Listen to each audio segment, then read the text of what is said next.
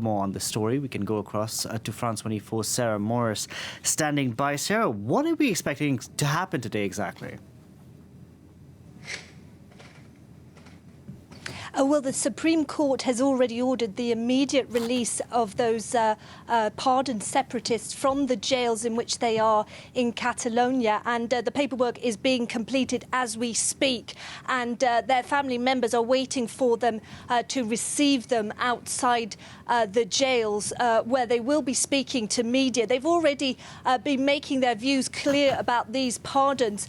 The Spanish government, led by the socialist Pedro Sanchez, would like them to feel that this is a first gesture and that they should then meet him halfway. But the separatists have been saying that this is insufficient, that they expected the pardons because they had unjust sentences, and they're already talking about more cases that they would like the justice system to drop, related either to that independence referendum in 2017, to the financing of it, or to steps taken afterwards.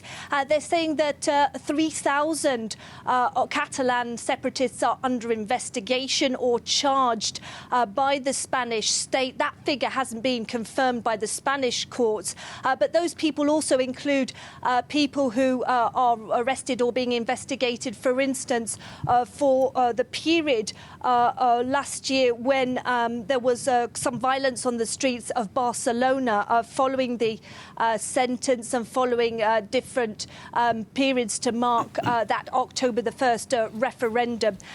We'll see more whether that tone calms down. We also saw in the Parliament today that the two separatist parties immediately said to the Prime Minister that they want to see an amnesty. All those separatists under investigation would not be investigated, and they also want an independence referendum about breaking away from the Spanish state. Now, Sarah, many opinion polls in where you are show that most Spaniards are not in favour of these pardons. So why then did the Prime Minister go ahead and pardon these people? Pedro Sanchez would say that it's important to show courage, and he's been praised by some within and outside his own party for taking a difficult step, even though his own socialists are quite sceptical about whether this will bring the much-needed reconciliation that he wants. But he is reliant on the votes of smaller parties in the Spanish parliament, and the nationalist parties from Catalonia are among them. He's been accepting the votes and needing the votes from Esquerra Republicana, the left-wing separatists, and has had less success on courting the right-wing separatists, which is, of course, the party of Carles Puigdemont, who remains abroad. The government was making very clear this morning that, as far as they're concerned, the ex-president of Catalonia, who fled after that independence declaration in 2017, he is still very much wanted by the justice system, said the Justice Minister today.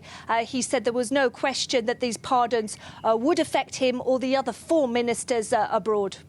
Sarah, thank you very much for that update. Sarah Morris reporting there for us.